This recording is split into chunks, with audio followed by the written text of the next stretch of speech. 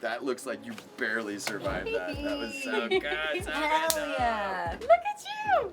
Look at that. And that last... Kind of an action hero. You're a stunt performer. I know. Let's get her a cake. That is so cool. It's probably just dumb kids trying to mess with you or something. Yeah, I don't know. I get it on a train, but here it feels kind of weird. But just feeling like you're trapped, you know, and you can't do anything about it. You can't text anybody, you can't call anybody, you can't even go in the bathroom, and like you're being watched at all angles, you're being listened to at all angles, and you just feel like you are totally trapped, back up against the wall. You have no freedom, you have no control over what's gonna happen to you. That's terrifying. It's absolutely terrifying.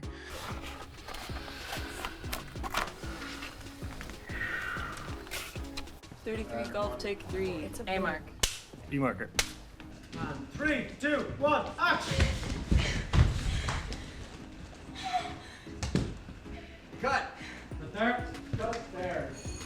So Violett is a single mom who is getting back out into the dating scene for the first time in a while.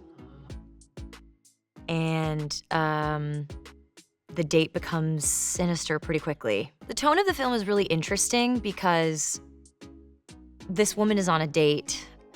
Things are going badly on her end of things, but her date is not allowed to know about any of it. So there's this really interesting sort of dynamic where the stakes are really high. You know, it's life or death, but she has to keep this man sitting at the table across from her. So she's having to cover up a lot of what her actual feelings about what's going on are. And so I think it's really interesting to sort of see her navigate that throughout the film.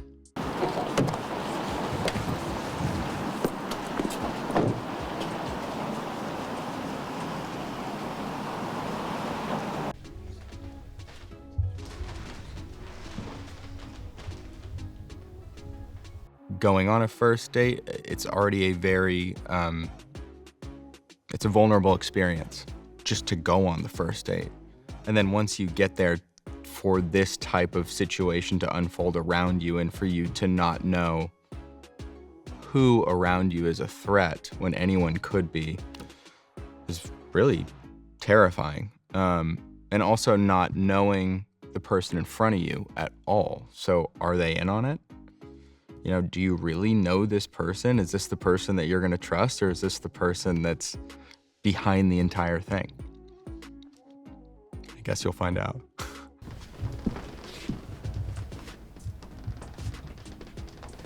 Cross, walk through, yep, cross. And turn.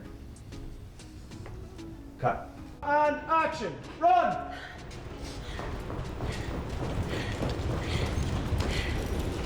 This was the most technical movie I've ever made. You know, we were fortunate to have this beautiful restaurant that we built from scratch. So we had total control of the environment, and more specifically with lighting. So I was able to do a lot of stuff that I haven't done before. And what's great about the movie is that it really feels like every frame is so deliberate, and we are sort of pushing the audience to look at exactly what we want them to see at the right moment, and that again sort of helps build the suspense and keeps people guessing. But it also, like I said, it really is just a way to get inside of Violett's head and understand how she's feeling, which I think is the most important part of any movie, is to sort of feel something. Cut. There. That looked good. Set. Over to you, Brad.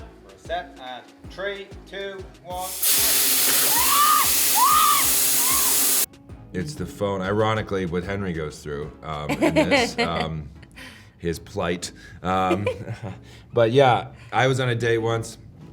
I haven't been on a first date in 6 years or something, but I was on a date once, and this girl I was on a date with, she had an Apple Watch. She's also not a fan of Apple Watches. Sorry, anybody with an Apple Watch. But she had an Apple Watch, and she also had a phone. And she would check the Apple Watch and then also look at the phone. That's really bad. So the phone was like face up, and then looking at and then checking, and over in the middle of a conversation, and I'll never forget it. it bothered me that much. And that day was probably. And sometimes when you fall asleep at night, you're like. That day was probably 8 years ago, and I was just like flabbergasted. Like, how could you be that? Yeah, that's not great. Like unaware that this is not cool. Your server will be short.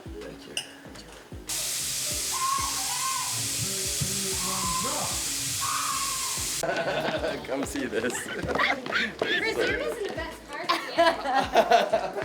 You know, I think something that's really interesting about this setup in particular is there are themes under the first date that are incredibly relatable to a lot of different people.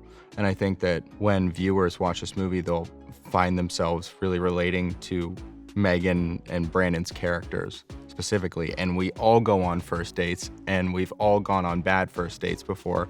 And they're always scary. It's just this one seems to be a little bit scarier than the normal one. 3, 2, 1, action!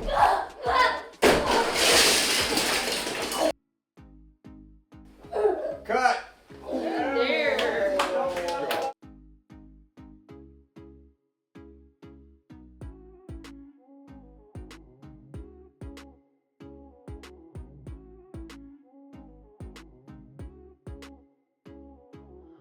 This idea that it's totally within the world we live in, that you can receive a message like that unsolicited from a person that you don't know, and you can look around a room, as she does in the film, and see everybody in it on their phone and have even less of an idea of who it could be. And so I think that that's actually a really effective part of the way that the film is shot, because it's so the world that we live in.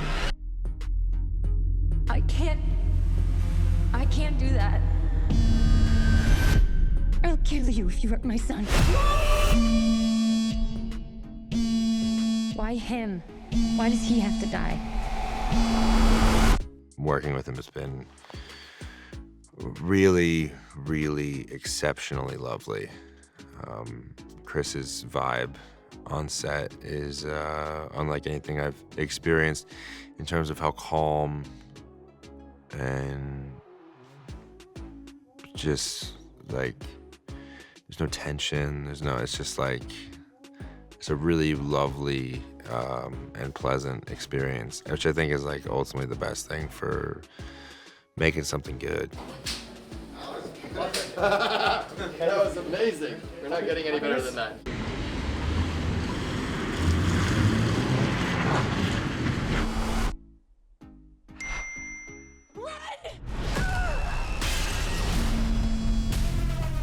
They chose me for a reason. Shot of tequila never kill anybody, right?